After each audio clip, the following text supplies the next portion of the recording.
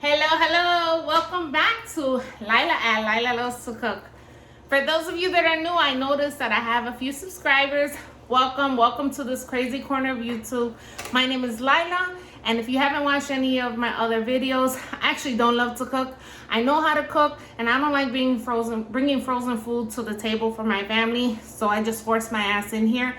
Plus, there's food in here, and I like to eat, so I guess it's a win-win for both of us.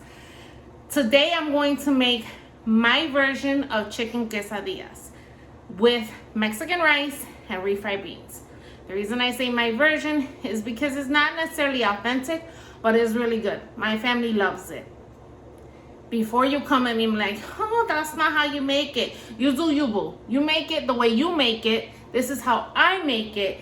And if you want to learn, you keep watching. If anything, I might give you a laugh here too. Make some friends here in the YouTube world. And if you have any questions or recommendations for future videos, please leave them down below, right here. I'm guessing, yeah, right here. And then I'll reach out to you. Thanks so much again for watching. Let's get our butts in the kitchen. Let's get started. Okay, so first I'm gonna tell you what you need to make the rice. And we'll talk about the quesadillas and the beans in a little bit, right after, I should say. So for the rice, I'm going to use long grain rice today. And I'm going to use 2 3/4 cup of white long grain rice. Very important. I don't know how my rice recipes work with jasmine rice or brown rice. So you may have to figure that one out on your own, because the only rice I make is white rice, and it's usually medium or long grain. So for the rice specifically, you're gonna need 2 3/4 cup of long grain or medium grain rice. You're gonna use 3 cups of just tap water. It doesn't have to be cold, it doesn't have to be hot, just room temperature is perfectly fine. So 3 cups of water.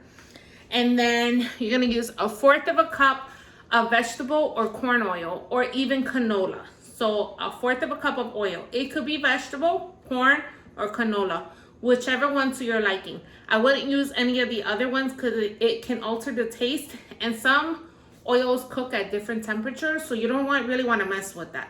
Listen to me, I got you covered, girl. Guys too. All right, and then you're going to use, again, this is my version of Mexican rice. I gotta still work on my chicken and wash it, so don't look at the crazy gloves. I'm not gonna go rob a bank, trust me. All right, we're gonna use caldo de tomate, which is basically tomato bouillon. So for the tomato bouillon, you're gonna use 2 heaping tablespoonfuls of the tomato bouillon. I see so many people mispronounce this, like bouillon. I got you covered, girl. It's like boo, like hey boo, and y'all like, girl, you're boring. I know. Tomato bouillon, 2 heaping tablespoons. It's been a long day, guys. And then you're gonna use chicken bouillon. The chicken bouillon, I usually use about 1.5 tablespoons, and then I taste it, and if I feel like it needs a little bit more, then I'll put a little bit more. But this one you gotta be careful with because it's salty. So you're not gonna use salt in the rice because this is gonna have you covered. I would not add more salt, it's up to you, but I think it's perfectly fine with just this. So that's what you're gonna need for the rice. For the beans, again, this is my version of refried beans. You could do 1 of 3 things. You could go to the store, get a can of refried beans, already made, heat them up in the microwave. You're good. Lord knows when you go to a restaurant, you may be eating that, you don't even know it. Or you can use fresh pinto beans and just soak them in water overnight, and then you're gonna cook them on low, and then you're gonna smash them. Or you could do like I do. Take shortcuts in the kitchen. At the end of the day, I always say when you go out to eat, you don't know what the hell they're giving you. Like how they prepared it, how long it's been in their freezer. So anything that you could do to make your life easier, don't feel guilty about it. At the end of the day, you're feeding your family and yourself, and that's all that matters. So I use a can of pinto beans. I drain the water, and then I'm gonna show you what I do. I'm gonna drain the water, stick it in a frying pan, cook it on low, and then smash it with like a potato smasher. and then I'll season it and then just let it heat through. That's how easy it is. But if you want to do anything else, you go right ahead. This is just how I do it.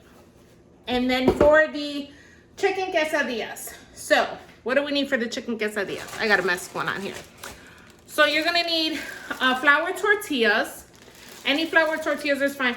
And this just is regular, not the burrito size, because there is the burrito size, but I would definitely use flour, not corn, for this dish.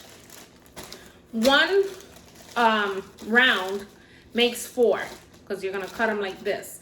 But you need 2 rounds to make it, because basically you have a top and a bottom. So I usually make 2 tortillas per person, and that'll give us 4 little triangles.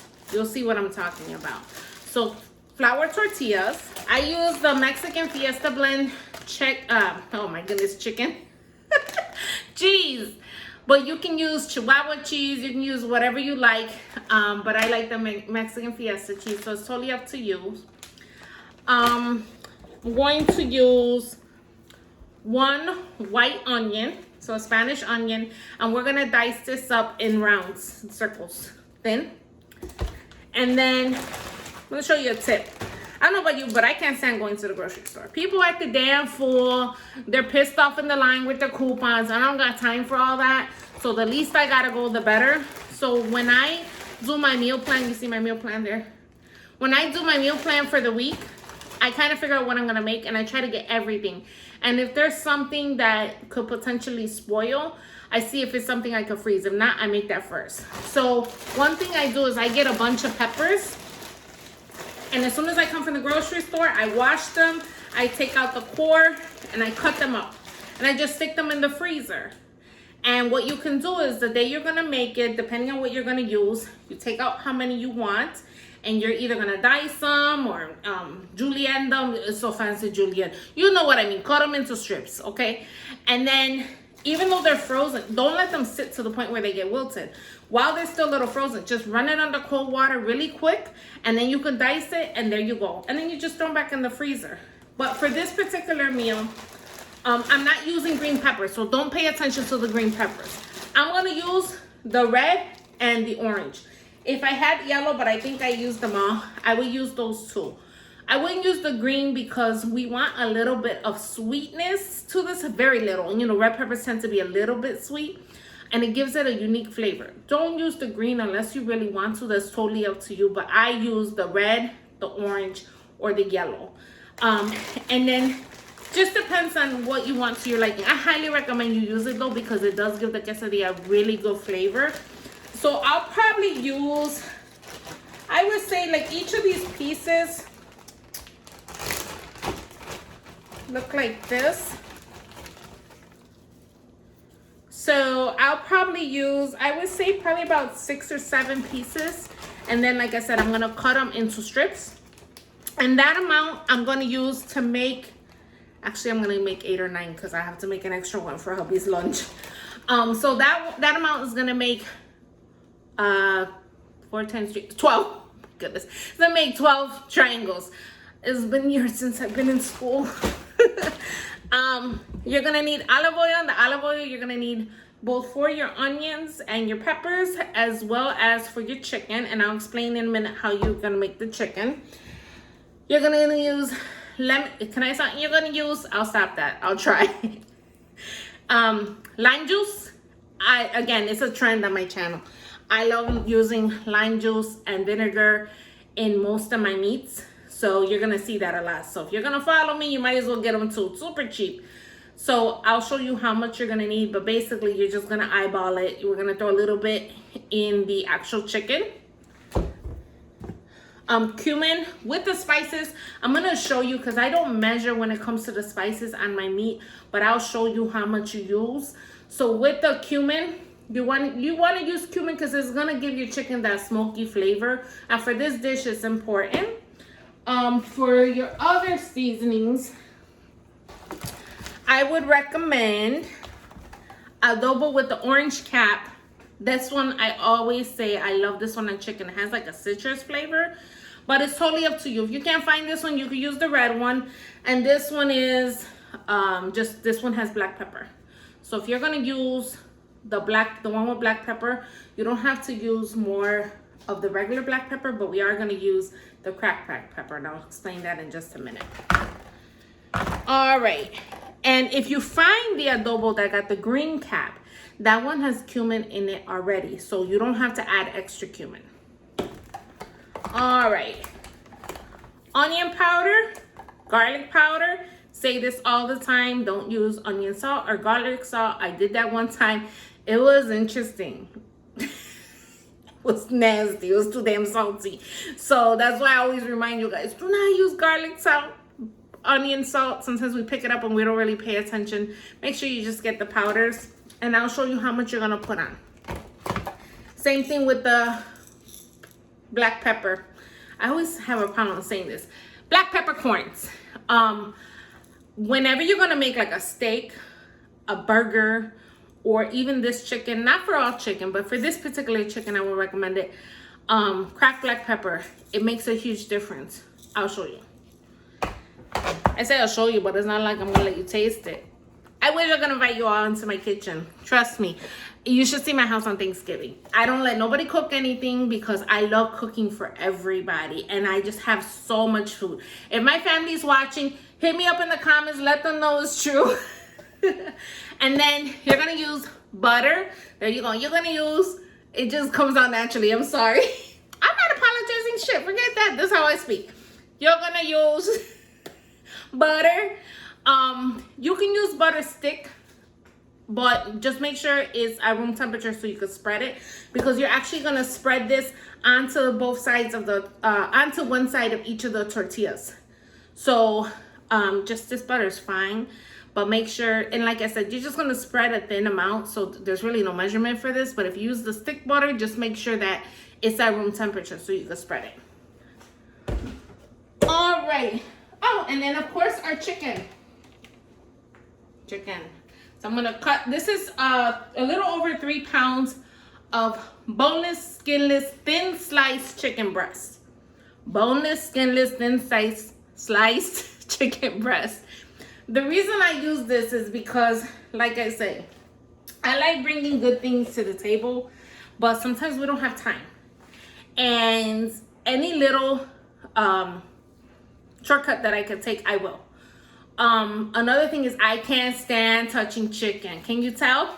I can't stand touching chicken. I can't stand touching meat in general, but especially chicken. I don't know why. It just gives me the EBGBs. I can't stand it. So the less I have to touch it, the better. But if the only thing you have is chicken breast with the bone and the skin, debone the chicken, cut it right off of the breastbone, and then, then pull the skin off, and then cut the fat, because usually when you take the skin off, you're still gonna see a little bit of fat on there. Cut that fat off. And what you wanna do is you're gonna turn the chicken to its side. And if you watch my fettuccine video, I show you how to do this. You're gonna turn the chicken to its side and you're gonna cut it, you're gonna butterfly it so that it ends up like this. Or you could just put it flat and then slice it this way. But I definitely would not make this with the skin because it's just too much. And then with the bone, obviously, because have you ever ate a quesadilla that has a bone in it? Like, hello, you don't want to do that. So let's go ahead and get started because it is 5:30. I love when I choose to make videos on weekdays because my husband's probably over there like, girl, would you shut up and start cooking? I say that, but he's not that kind of man, but I'm sure he's thinking it because he's hungry. And yeah, he could come cook for himself, but ain't nobody want to eat the shit that he's making. Trust me. So let's get started. Okay, so our first order of business is to fry our rice. So that's one of the ways that us as Puerto Ricans, I should say, our rice differs from Mexican rice. Mexican rice is fried before they actually put it to boil. So I already put my oil in there. It's heating up. It's nice and hot. I have it at a little bit past medium. So once I can see that the oil is starting to bubble a little bit, which is getting ready to start doing that, I'm going to throw my rice in. Now this is a caldero. I've talked about a caldero before. Calderos are how us Puerto Ricans traditionally make our rice. It's in an aluminum pot. For me, I feel like it's one of the best things to make your rice in. And like I've always said, if you use a rice cooker, you do you, boo. But when you're Puerto Rican, you are the rice cooker. So get it together. Okay, so our oil's nice and hot. I'm gonna put this low because my rice is wet and it's gonna make it hot.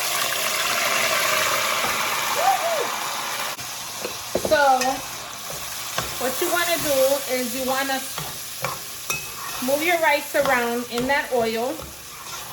So if you wash your rice, be careful when you throw it in the oil because the oil is very hot and that cold water, I usually wash my rice in cold water. That cold water is gonna make the oil pop. So try to do it really low. Plus when the rice is washed, it tends to plop out, and I've had that happen to me before. Lord knows I have a bunch of war stories, war wounds in this kitchen. So you just want to move it around. And if you don't wash your rice, well then don't wash your rice. It's up to you. Oh, my camera is moving. Hold up. Okay, sorry about that. I hope you can see better now. So you just want to wash your rice. Oh, the Lord Jesus. You just want to stir your rice and let it cook until you see that it's a little slight hint of brown. Because basically you're frying your rice. Not very long, just a couple minutes. And I try not to let it sit too long without stirring, because otherwise what happens is your rice could start to burn. These aluminum pots are no joke. They do not play. They cook fast. So we're just gonna go here for a couple more minutes.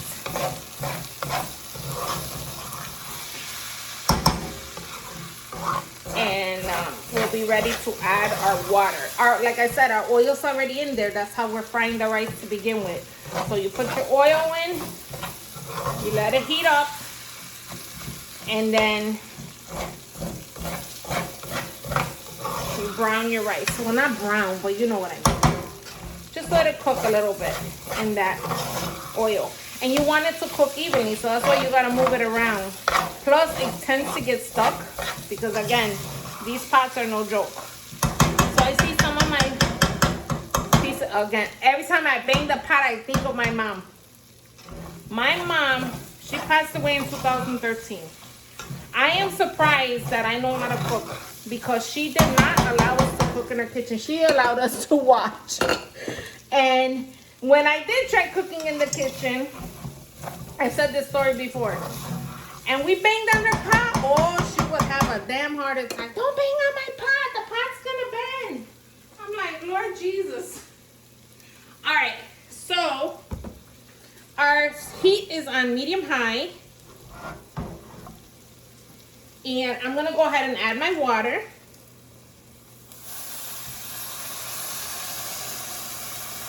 Okay. Next, I am going to add my tomatoes. I was gonna say potato. Oh my God, my tomato bouillon. And again, you want to do 2 heaping tablespoons. And this is important for color, but also for taste. Also, if you have frozen corn, carrots, peas, and you want to add it in there, you can. It'll be good too. I just didn't have any, but I've done it that way too. All right, and then I'm gonna do 1 of the bouillon and then a half of one. Okay, and now I'm gonna mix that together slowly. And you see how that color is coming through? That's what you want. And if you have any rice that's stuck to the sides, get it in there, because otherwise that rice is gonna come out white. So you want it to mix in with the seasonings that you have in it. Okay. If you wanna add garlic powder to this, or a little bit of adobo, you can. I've done that too. Or a little bit of onion powder, you can. Like I said, the only thing I wouldn't add is salt, because the chicken bouillon is already very salty. Now, I'm gonna check it. The flame is good, and I'm gonna taste it. because I want to make sure that you can taste the bouillon and you can taste the tomato. And if you can't, then I'll add a little bit more. Here we go. That's perfect. Okay. So now what we're gonna do is we're gonna let that come to a boil. And it's already starting to boil because, again, this is a really good heat conductor. This is a hot ass, basically, because it is a really good heat conductor in the fact that it heats up easy. It is not a good heat conductor that it doesn't cook everything evenly, but it works really good on rice. So if you're going to use this for anything, the one thing you should use it for rice. We also use it for sancochos, but that's a whole nother thing. We'll talk about it another day. So you see how it's getting ready to come to a boil. You want it to come to a boil, and what you also want it to do is you want it to soak up the water, okay? So let it do its thing. It's right now, it's at the club, it's standing against the walls, watching everybody, you know, dance, and it's wondering if it should join the party. Once it dries up, he joined the party. He's like, hey, what's going on? And everybody's getting together. That's the stage it's at right now. So let it do its thing, and then once it's at the point where we're gonna cover it, I'll come back. Okay, so you see it's starting to boil. The only thing I do now, some people say you shouldn't do this, some people do it, I do it. It's totally up to you. Some people don't touch the rice until it's fully dried. The only thing I do is I pull it from the sides because I don't want it to get stuck because you lose some of the rice that you have. So I just pull it from the sides. And I want that water to go into the bottom so that it starts cooking faster. So we'll be back when this is almost dry so I can show you what it looks like. Okay, so our rice is almost dry. So I'm just gonna pull it from the sides again one more time and get that liquid into the rice. And we'll be back when it's ready to cover. I just want you to see what it looks like so you know what you're looking for. When it still has this much liquid in it, you don't want to stop it from cooking. Let it do its thing and then you come back. Okay, so this is where we want to be. You see, the rice is not done, but it has soaked up all that liquid. Some of your rice is going to stick, and that's because of the kind of pot I'm using, the caldero. So if you use a different pot, this may not happen to you, but like I said, caldero is like the best way to make rice. It's just, I mean, that's how we were taught. So all I'm going to do is pull it off the sides, whatever I can. Mom, I know you're pissed off at me, but it's my pot. Look how many years I've banged this pot. I've had this pot for over 20 years. It hasn't banged, Mom. I know you're watching. All right. So we have our little mound, and what we're gonna do is we're gonna cover it, and we're gonna drop this rice. I'm actually gonna move it to my back burner because my front burner cooks too high, but we're gonna cover it, and we're going to put the rice on low, between low and medium, but closer to low. And you're gonna let it cook. I would say like a good 20-30 minutes. Check it in like 15 to see where you're at. And the way you know it's done is the rice is no longer hard. If your rice is hard, then let it cook a little bit longer. Move it, just stir it so that the rice cooks evenly, and let it cook a little bit longer. So I'm gonna let it do its thing, leave it covered. Just leave it covered, let it cook, because now it's gonna cook with the vapor. And I'm gonna check in about 20 to 30 minutes, and then we'll take it from there. So we're gonna get started on our beans.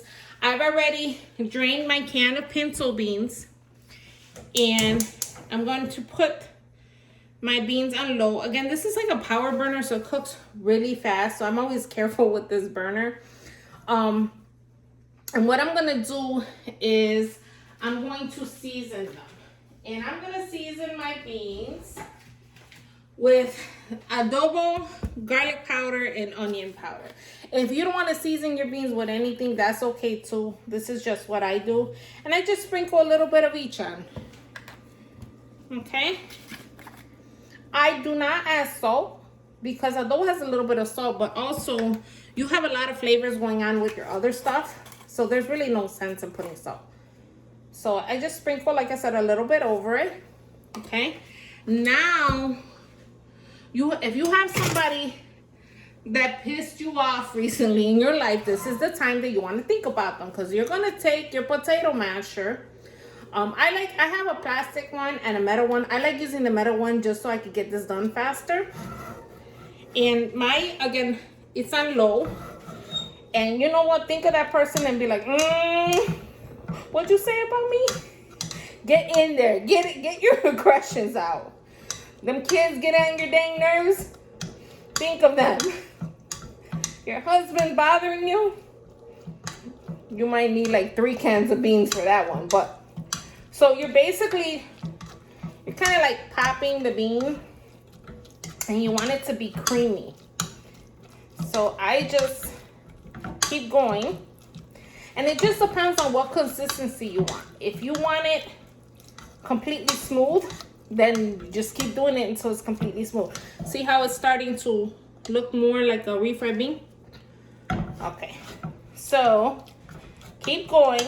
I'm gonna keep going here, and I'll be back once I got it to where I want it. And if you're gonna feed, this is for a side dish. You don't have to, I'm not putting this on a quesadilla, but if you're gonna feed a lot of people, you might wanna make a couple extra cans. So I'm gonna keep going here, and I'll come back when I get it to where I want it to be. I'll be back. Okay, so I want you to see what my beans look like. Let me get a spoon so I can show you. This is the consistency that I like. See, it still has a little bit of chunkiness in it, a little bit, not a lot. And you can stir it with the spoon. And all I'm gonna do now is I'm gonna put it on the back burner, and I'm gonna leave it on really low to heat through. That's it. I'll be back, and I'm gonna show you what we do with the onions and the peppers next. Okay, so my beans are going on the back burner. My rice is still cooking. My beans, I'm just heating them through. And I leave it covered, and I just leave it on really low. And by the time everything's done, those beans are they've been done. Just check them, because if you cook them too long, they will dry out. So just check them periodically. Like, I just try to put it on the lowest setting possible, and it's fine. But if you leave them too long, they can dry out. If you don't want to do pinto beans, you could also do black beans the same exact way. So totally up to you. So I have my frying pan heating up, and this is gonna be for my onions and peppers. And I'm gonna put a little bit of olive oil on here. And I've already cut all my vegetables. And this is super easy. All you want with these is you want them to wilt down. You don't want them, you want them to char a little bit, not a lot. Because usually what happens is if you let this char too much, then you get that burnt taste, and that's not gonna taste good in a quesadilla unless that's what you want. So I just cooked this. Oh, look, somebody didn't want to join the party. They got kicked out. So what I'm gonna do is I'm going to let this do its thing. I'm gonna cover it because I want the steam to actually cook it, and it's only gonna go a few minutes until you see that this is a little bit charred, the onion is a little bit charred, and the onions are semi-translucent. You don't want them cooked all the way, like you don't want them wilted and brown and caramelized. That's not what you're looking for, unless that's what you want. So I'll be back and I'll show you what it looks like. You should smell it in here. It smells so good. So my onions are starting to wilt a little bit. So are my peppers. And that's what you want. That's why you want to keep it covered, because the steam helps to cook it faster. And if you don't have a cover for your particular pan, like if you're using a frying pan that one doesn't fit, just use a piece of aluminum foil and just put it on top. Or be old school. Use one of them old school plates that don't break, or a cookie pan, whatever you can use. Remember, we're in the ghetto studios here, so anything goes. As long as you get the food on the table, that's all that matters.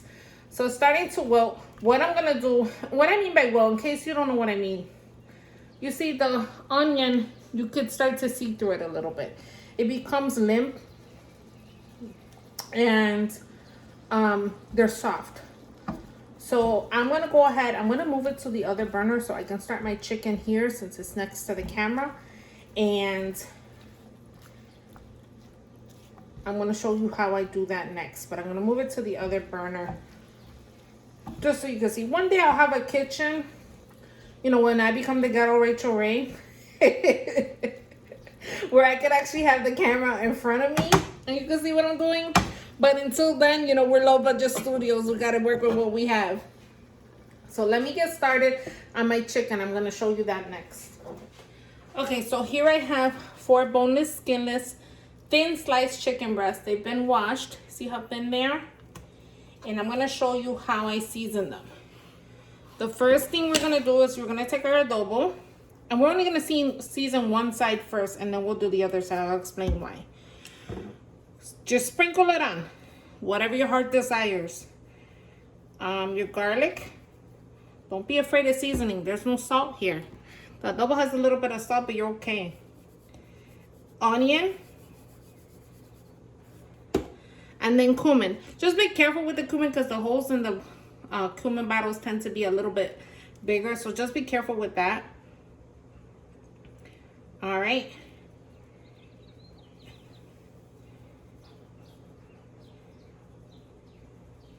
And there you go. See what that looks like? Now we're going to go ahead and put this in our pot. So our pot is nice and hot. I put a drizzle of olive oil in there. It's nice and warm. And we're gonna go ahead and we're gonna put our chicken in there seasoned side down.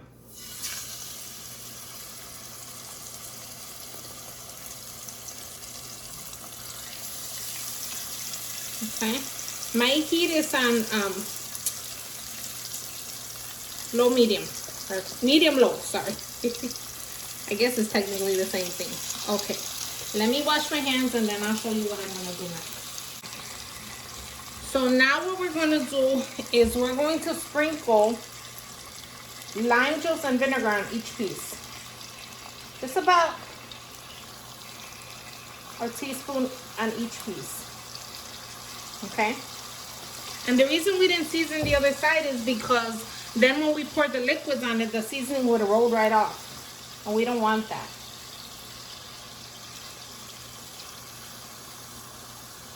Okay? Now the cracked black pepper we only put on one side because it's a little strong and I don't want it just to taste like pepper. So I just go about 1, 2 on each piece.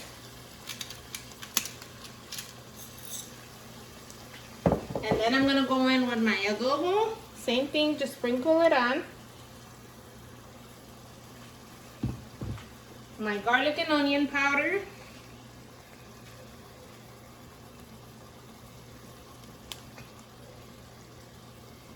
And I don't measure, but you can see what I'm doing. I'm just lightly sprinkling it on. Don't be afraid of seasonings. And my cumin.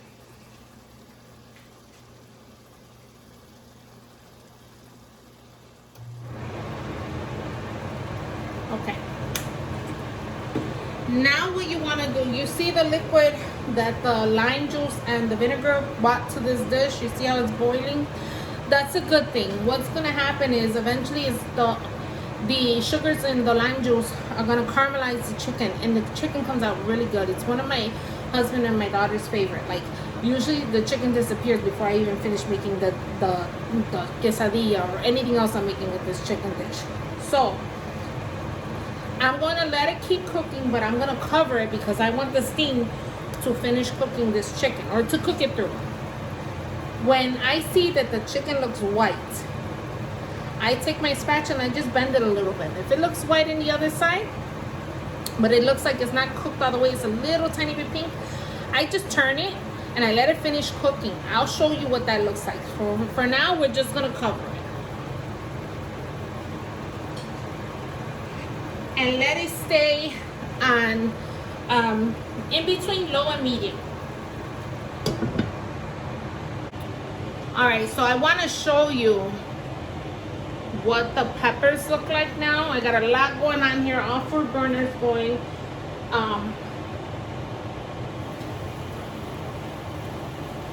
And they're just about done. So it just took a few minutes.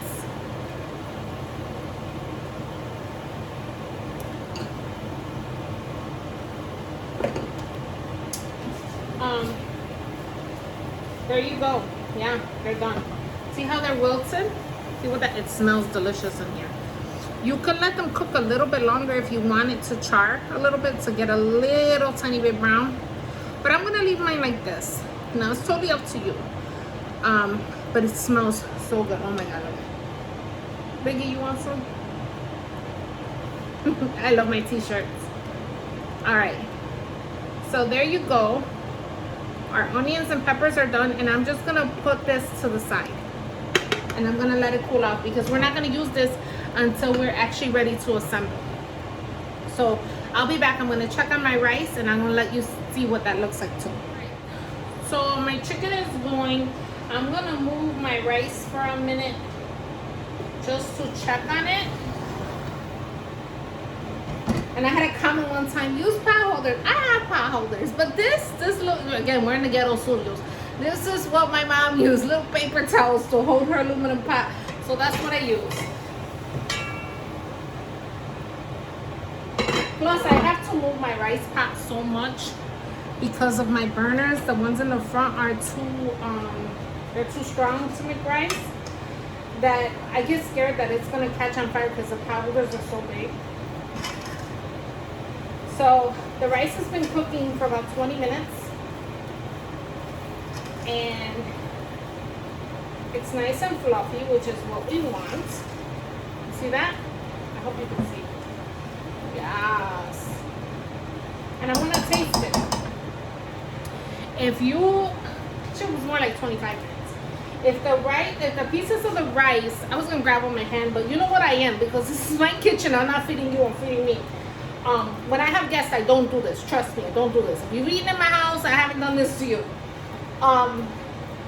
When the grains of the rice taste a little bit hard, that means it's not done. It may look like it's done. That means you let it cook on low for a little bit longer, like 10-15 minutes. But if the rice is soft, you're done.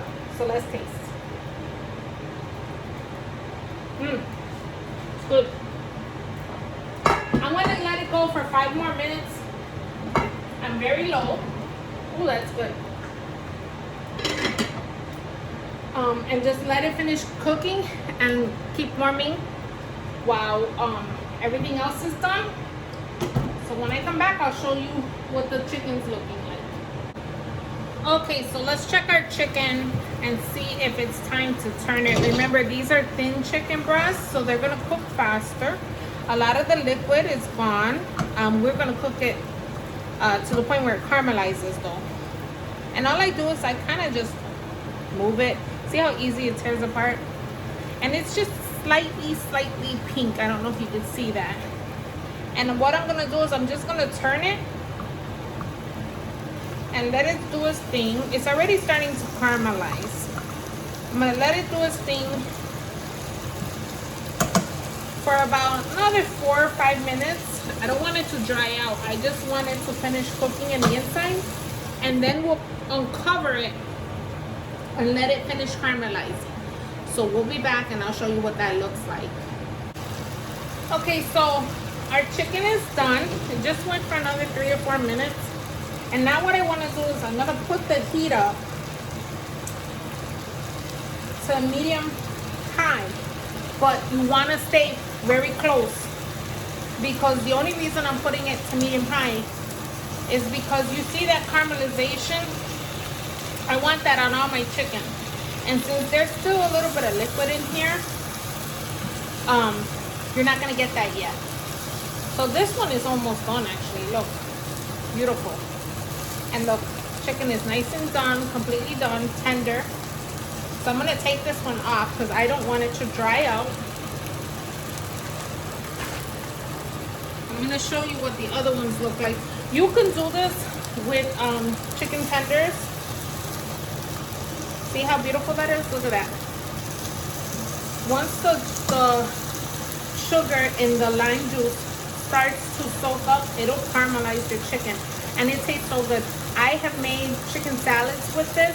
like fresh chicken salads with like lettuce, tomato, cucumbers and stuff. And people are literally like, did you grill this chicken? I'm like, no girl, this is pan-seared chicken. This is the same chicken. See, look, it's beautiful. That's what we're looking for, that golden color. This is the same chicken that I use in my fettuccine recipe. The only difference is that I do not add cumin in the chicken for the fettuccine. So I want this directly over the heat. So it can start caramelizing. And again, it's on medium high. And as the liquid, which is almost all gone at this point, evaporates, that's where you get that caramelized look. Look, beautiful. It smells really good. Like I said, my family will come and steal the chicken. Never fails. With this chicken, never fails. All right. So I'm gonna let this finish up just a couple more minutes and then dice it up. And then we finally are getting to the point where we're gonna assemble our quesadillas. So let me go cut this up and I'll be right back.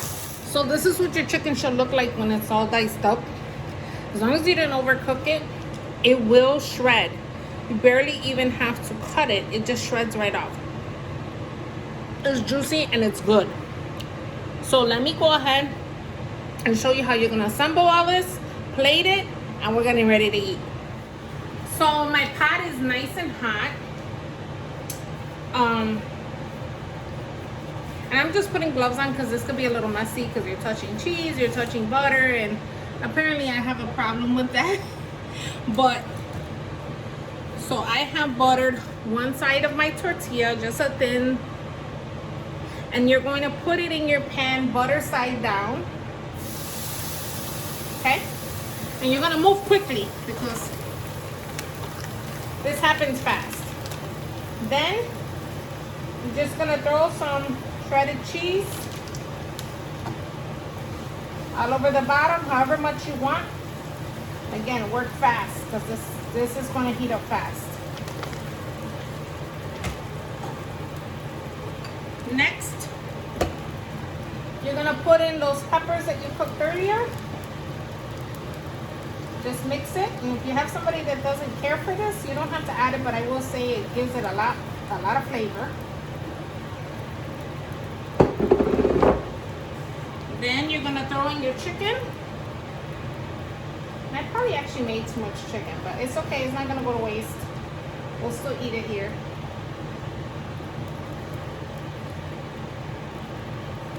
Okay?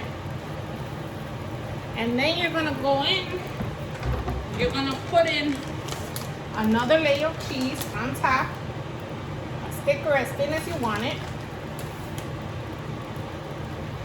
Okay? Make sure you go to the edge as much as possible. Okay? Then butter your other tortilla. But this tortilla, you're gonna put butter side up, not down, because we're gonna flip it. Okay? So, see the butter? I'm gonna put it butter side up and just place it right over. See, that's why I wear gloves. And get yourself a nice big spatula, like a pancake spatula. That's not dirt, it's just, this is old. I got it from the Dollar Tree years ago.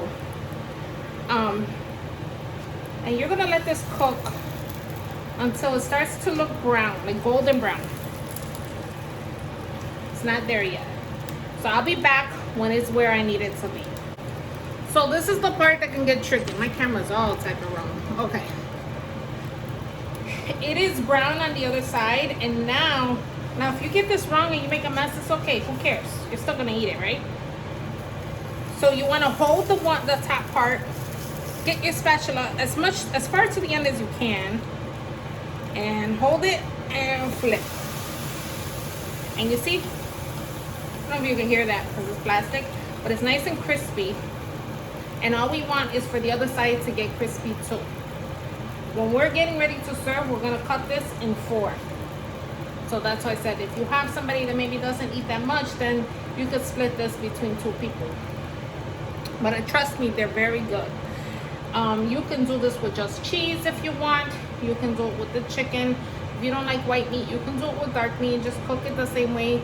Most importantly, do not make it with the bone. I know it sounds stupid, like of course I'm not gonna make it with the bone, but you'd be surprised. People that never cook, no, I mean, you tell them to go to a store and get chicken, they're just gonna get chicken. They're not gonna pay attention if it has a bone or not. So, if you want to add jalapenos to this, you can. If you want to add like chili powder, make it more spicy, you can. But what I will say is this stands on its own because the red pepper is mixed with those spices and that chicken is so good. So I've shown you how I made one. We're just gonna let it brown on the other side. Once I'm done, I'm gonna plate everything and show you how I put it together. I wish you could join me, but you'll at least be able to see it and make it for your family. I'll be right back. All right, look what's done. My quesadillas, my rice, my beans. I like to serve it with a side of guacamole, sour cream, and pico de gallo. So let's taste these quesadillas.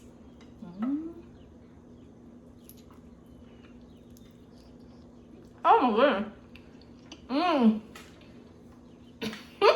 Baby, baby. I hope you try these. I hope you love them. I hope you share them with your friends and family. But thanks so much for watching. I say it all the time. I keep making videos because you guys come back. Don't forget to smile. It looks good on you. Bye, guys.